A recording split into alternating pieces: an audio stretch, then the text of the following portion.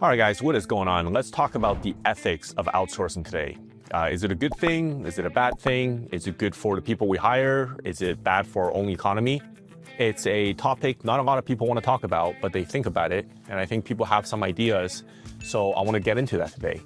Now, first of all, when I say outsourcing, for my business, we are hiring qualified virtual assistants from the Philippines to work for our North American business clients. But outsourcing really stretches far beyond that. I mean, everything you're seeing on camera right now, from this pen to the shirt I'm wearing to the computer, they are probably all made in Asia somewhere, namely China, Vietnam, maybe Bangladesh.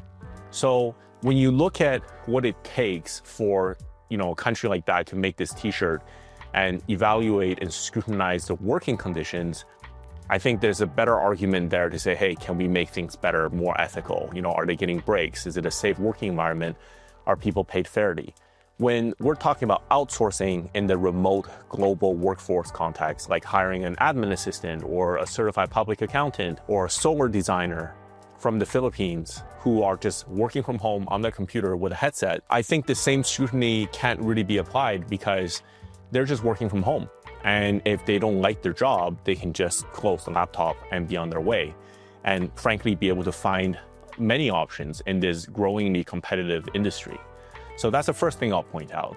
The second thing is when you go out about your day, here I'm just outside of Vancouver, BC, you go to a Tim Hortons, you go to Starbucks, McDonald's, we can just say it as it is. Most of the people working in those retail positions, those food servicing positions, they are newly landed immigrants or foreign temporary workers from another country. But how is that any better? Because they're just there making minimum wage.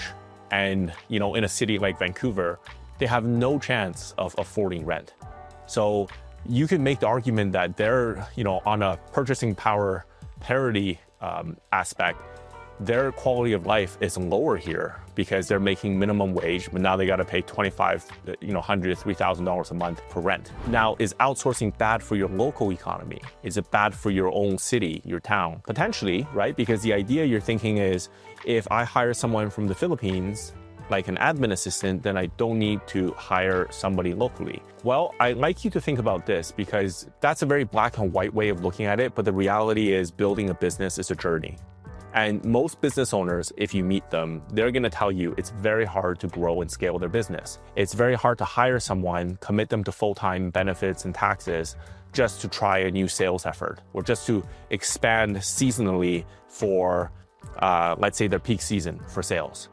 When you outsource overseas, you can handle those ebbs and flows of your business much better.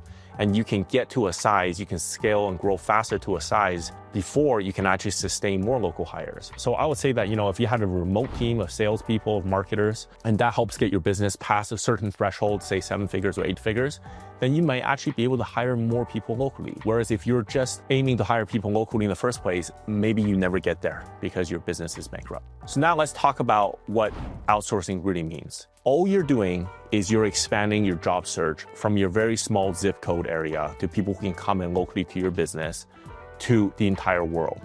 You're just going to get more competition and talent for that role. Now, you don't have to outsource from the Philippines.